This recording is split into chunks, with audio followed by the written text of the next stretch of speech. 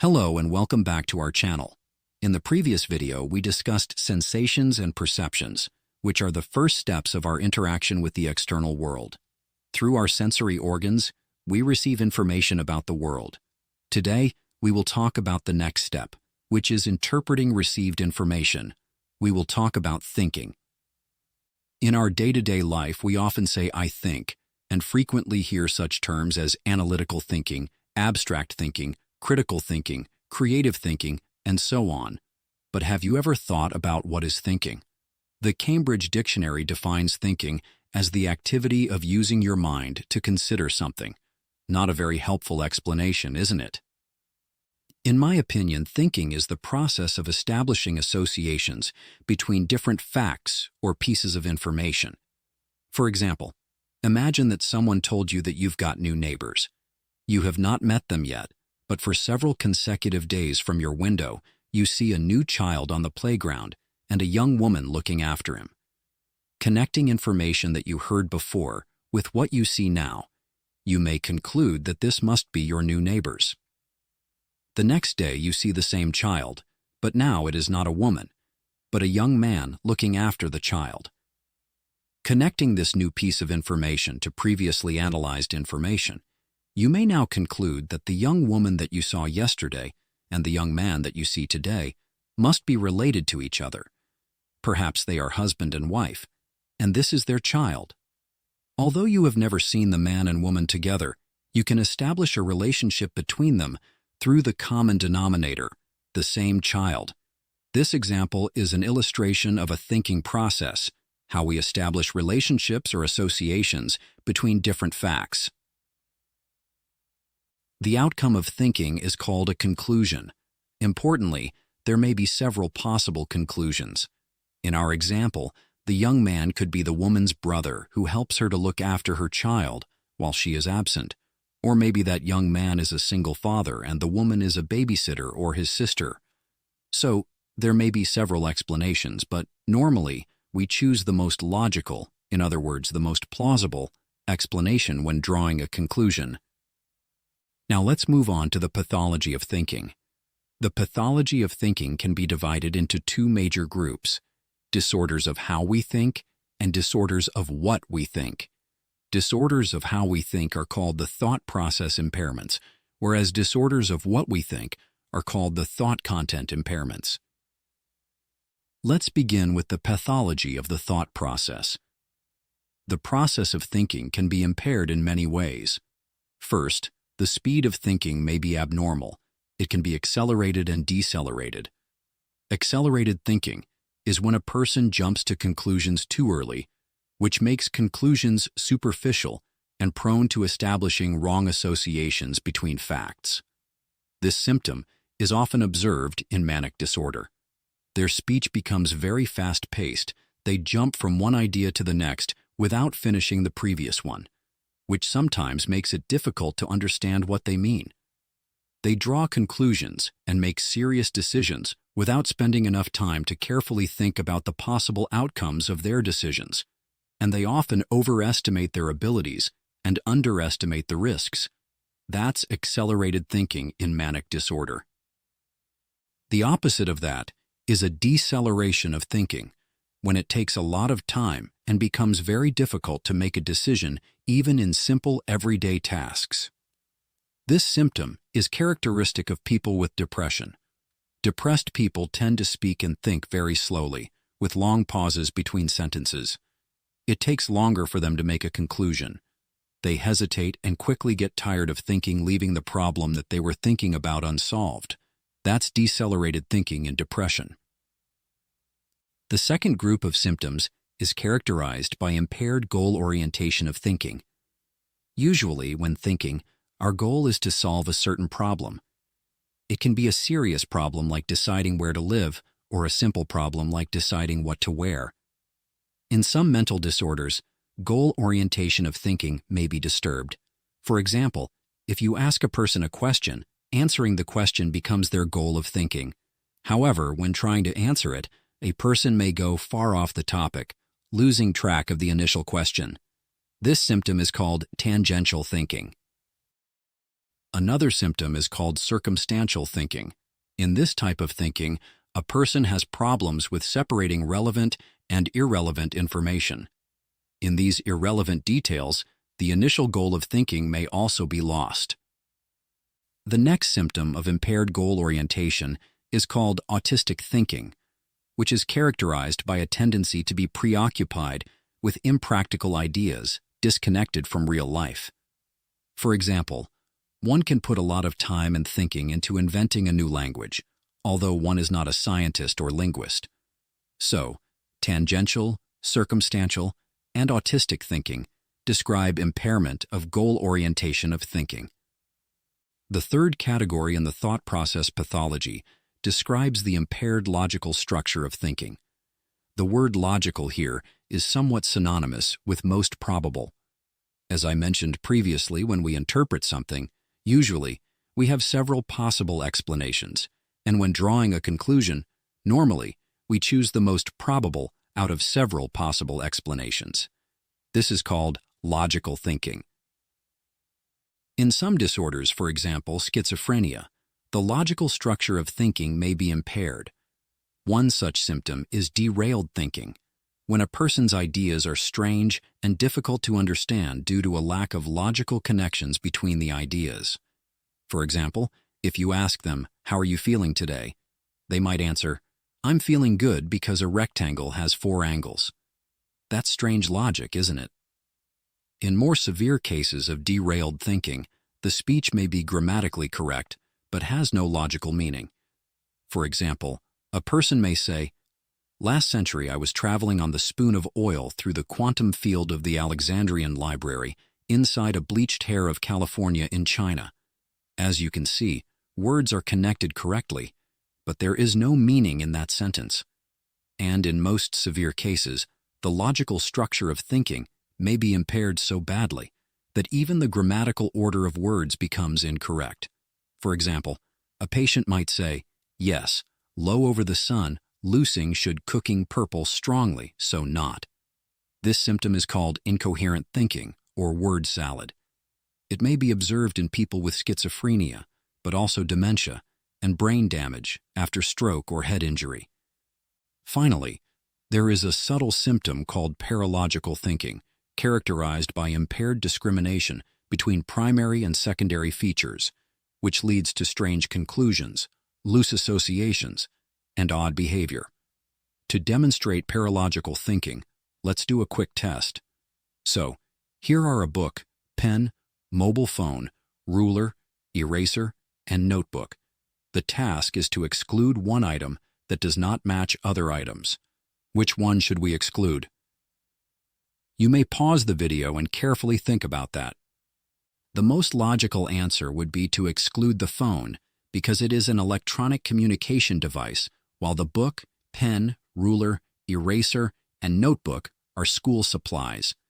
This conclusion is based on the analysis of the main features of presented items, which are their functions. However, a person with paralogical thinking might exclude, for example, the pen, because all other items have rectangular shapes, while the pen is cylindrical. Although it is true that only the pen has a cylindrical shape, and there is indeed some logic to such a conclusion, the shape is not the main feature of these items. That is why such thinking is called paralogical. The prefix para in this word means next to or nearby, so it is close to logical, but not quite. Paralogical thinking is often observed in people with schizophrenia, but do not worry if you too have excluded the pen. Paralogical thinking can be observed in healthy individuals too. In fact, it has been linked with creativity and the ability to find non-standard solutions in challenging situations. As mentioned in the previous video, there is no clear-cut border between normal and pathological. It all depends on the degree.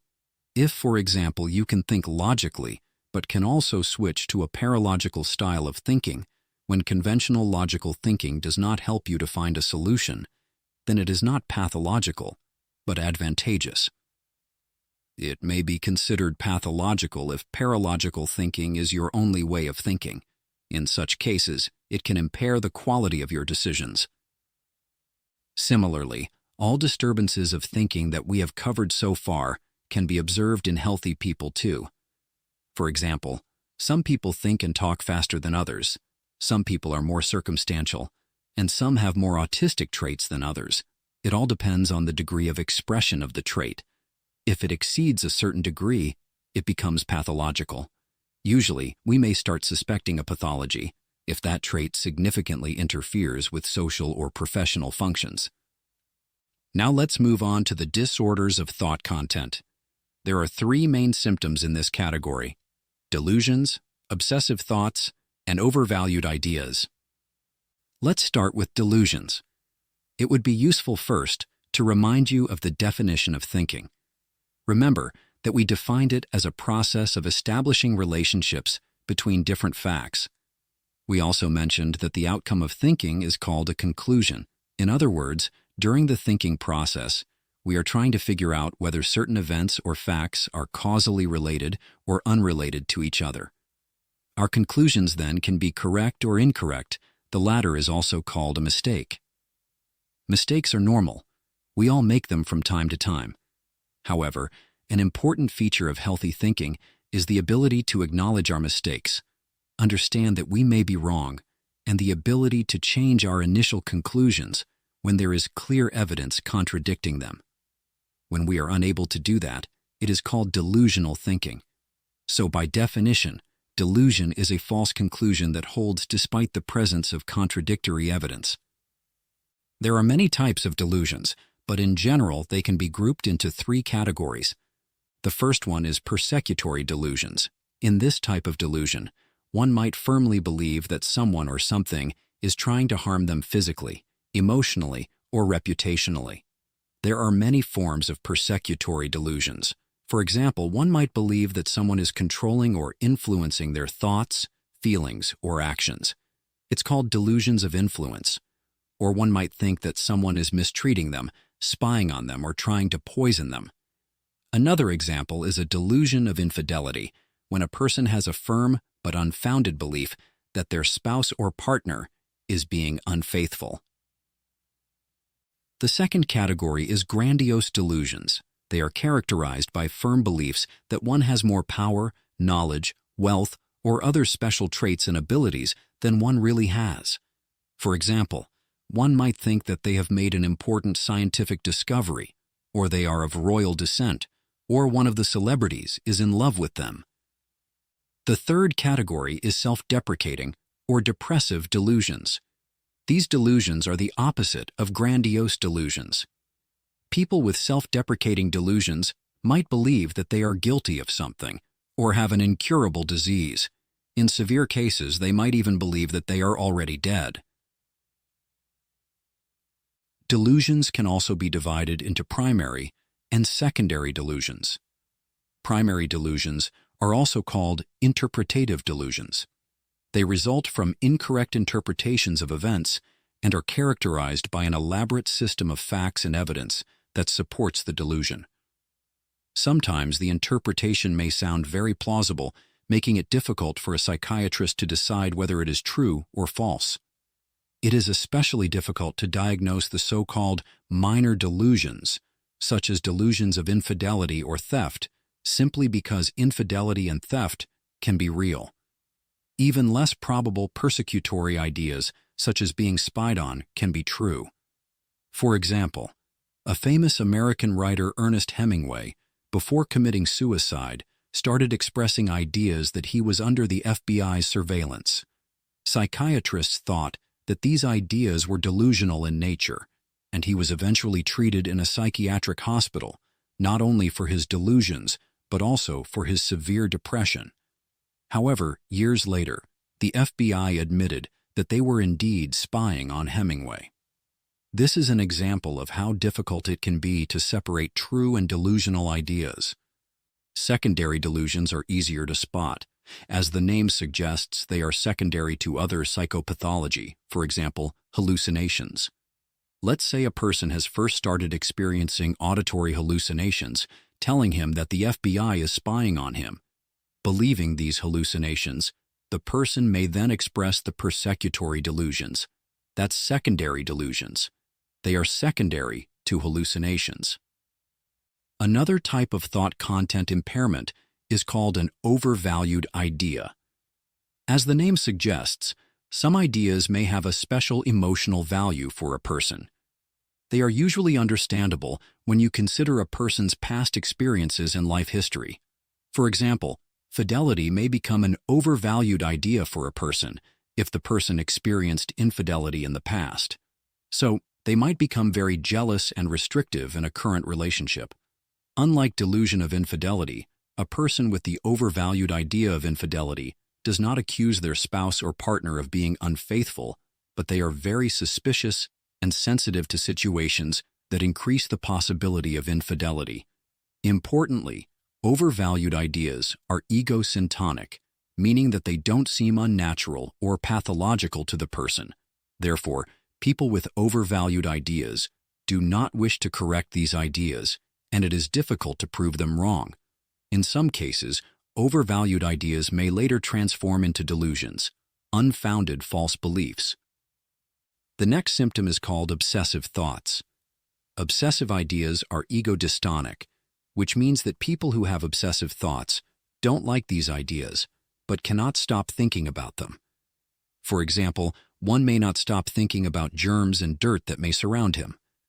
Because of such thoughts, they might be constantly washing their hands and cleaning their home, refusing to leave their home, or avoiding public places and transport. They might understand that these fears are unfounded, that germs and dirt are not always dangerous, but cannot stop ruminating and worrying about them. Such obsessions may cause significant suffering, negatively impact the quality of life, and interfere with professional and social functions. That's obsessive thoughts. And that is it for today's video. We have covered the most important aspects of thinking and its pathology. Here are the main key points that I wanted to explain to you.